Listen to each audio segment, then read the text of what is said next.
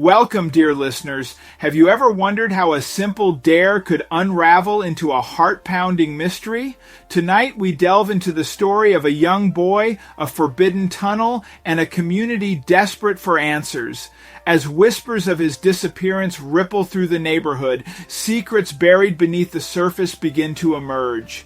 Stay with us as we uncover the twists and turns of this chilling tale, where every clue brings us closer to the truth, or perhaps deeper into the unknown. Kevin got dared by his friends to jump down the infamous off-limits tunnel, its barred entrance a challenge he couldn't resist. With a rush of adrenaline, he jumped into the dimly lit passage. The echoes of his voice against the concrete drowned in the eerie silence. Hours passed, and anxious whispers about Kevin's disappearance spread like wildfire through the neighborhood. Concerned, his friends combed the vicinity and alerted Kevin's mother. The tunnel's closure amplified their unease. Lydia, Kevin's mother, felt her heart sink into her shoes when his friends came to her. Her stomach turned and her hands became clammy. This can't be happening, she thought. She immediately ran to the tunnel and began calling for her son. "Kevin! Kevin!" she yelled frantically. Her daughter Sarah followed, also yelling for her brother, tears streaming down her face. Feeling helpless, Lydia called the police. They arrived shortly after and prevented anyone from leaving the area. They searched the vicinity, but when they failed to find him, they thought of something else to do. Security cameras surrounded the area and captured every inch of it, so there had to be some footage of Kevin on them. The police officers brought Sarah, his sister, and Lydia into the security control room. The footage of Kevin was already playing on the screens. A tear rolled down Lydia's cheek as she watched her son's disappearance through the screen. But what exactly happened to Kevin, and will they ever find him? Before we start, smash the like button, make sure to subscribe if you haven't, and hit that notification bell so you won't miss any new stories. When Lydia, Kevin, and Sarah moved to the neighborhood, all seemed to go well. But Kevin kept doing things that Lydia didn't like.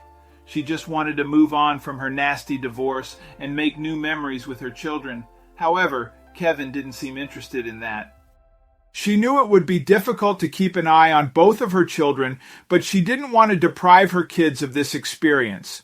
So, she laid down a few ground rules. One of them was that her oldest daughter, Sarah, 14, had to stay with her younger brother, Kevin, 7, at all times, including when playing outside.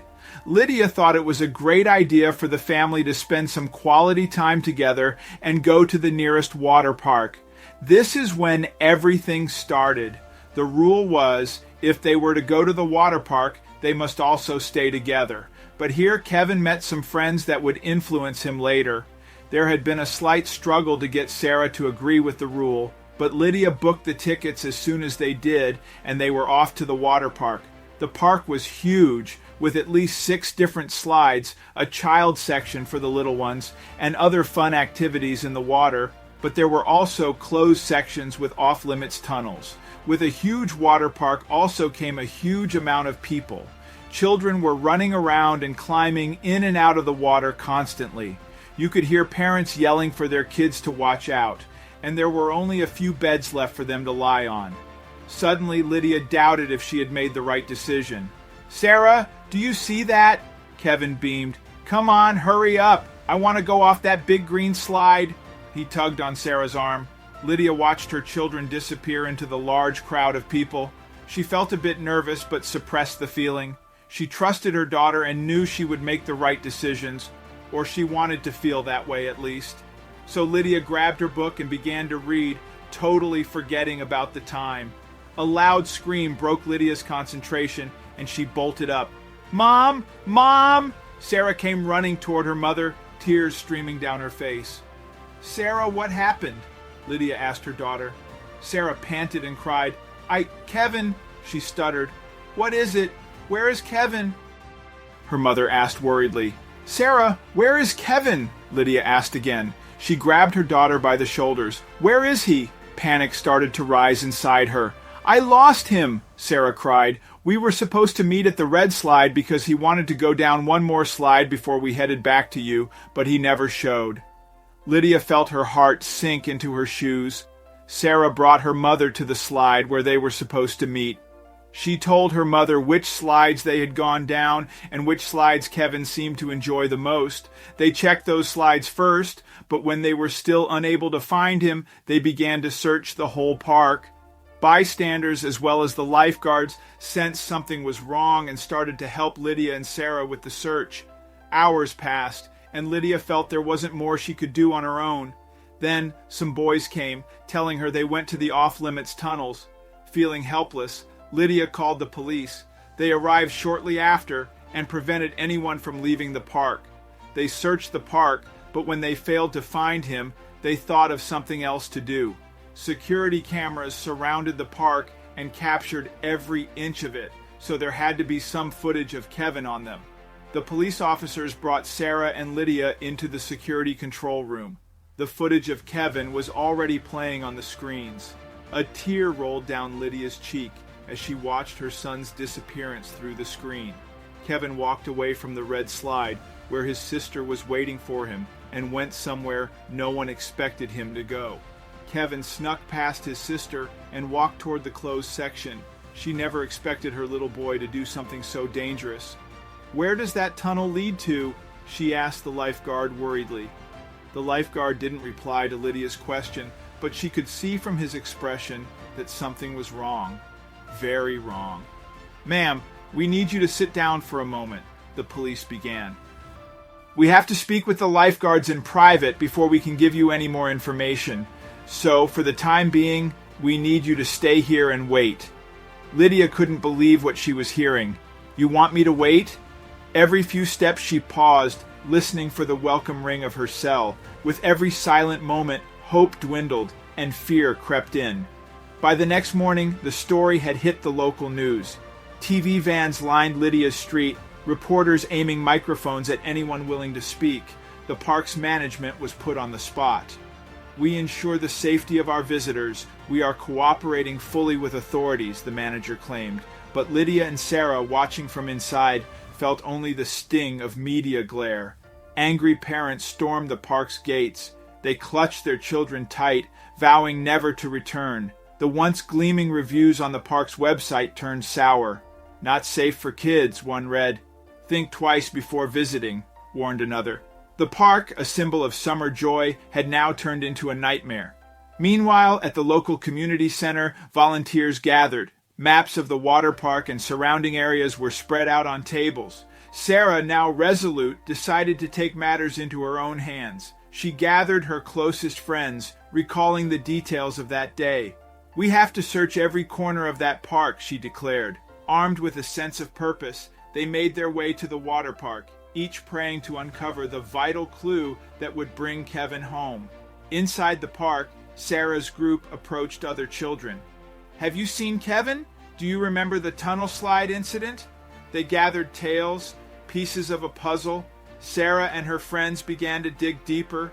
Old news articles and posts hinted at previous minor mishaps on the blue slide. One child recounted a weird turn within the slide, while another spoke of a sudden and unexpected drop.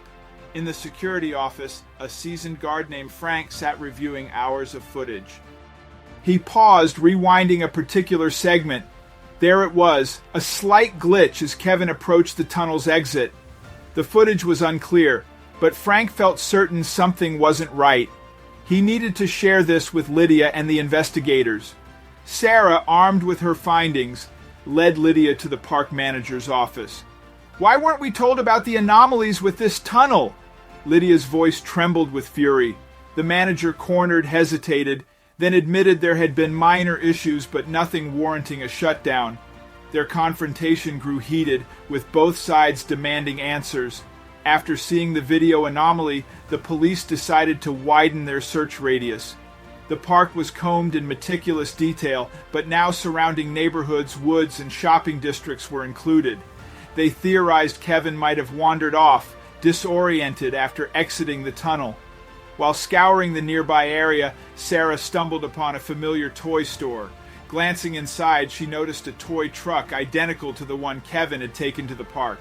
Speaking with the cashier, she learned a boy fitting Kevin's description had been there earlier, looking lost. Hope surged within her. The police, acting on this new lead, brought in search dogs. The dogs, focused and determined, began their search, leading the team through alleys, streets, and parks. Neighbors and strangers alike rallied, sharing information and joining search groups. The community was united in their goal, bringing Kevin home. Reporters took to the streets, interviewing passers-by. "Have you seen this boy?" Many shook their heads, but a few provided potential leads. An elderly woman remembered seeing a confused child at a bus stop. A shopkeeper mentioned a boy asking for directions. Every bit of information, no matter how small, was a piece in the intricate puzzle of Kevin's whereabouts. Every night Lydia sat by Kevin's bed, surrounded by his toys, praying for a miracle. The quiet of the room was punctuated by her soft sobs. She clutched his favorite teddy, whispering wishes and promises, hoping the next day would see her son home. One evening, Sarah sat with her best friend, eyes brimming with tears. "It's my fault," she whispered, the weight of guilt consuming her. Lydia's phone rang, breaking the stifling silence. A voice on the other end spoke of a boy, lost and scared, matching Kevin's description. Heart racing, Lydia relayed the news to the search team. Every second counted. With the location pinned, police cars with Lydia on board raced through the streets, sirens wailing. Arriving at a modest house, Lydia hesitated at the door. It swung open to reveal a kind-faced family, and behind them, a familiar little face. It was Kevin. Their eyes met, and the world paused. Huddled in his mother's arms, Kevin began his story. Lost, scared, and overwhelmed, he wandered around unfamiliar streets after the tunnel, each turn making him feel more lost. But the kindness of strangers, especially the family who found him, gave him hope. Sarah rushed in, and the room was filled with tears of relief and joy. The three embraced tightly, a bond once strained, now stronger than ever. Words weren't needed. Their hearts spoke the language of love and gratitude. The incident left scars, but also brought lessons. The community became more vigilant. Parents held their children tighter, and the park underwent major safety checks. The ordeal was a reminder of the fragility of life and the strength of unity. Gathered around the dining table, Kevin finally disclosed the detail everyone had missed. "The tunnel," he began. "It took me outside the water park." His words painted the picture of his journey, explaining how he got lost trying to find his way back. The revelation was a crucial piece, making sense of the puzzle that had haunted them all.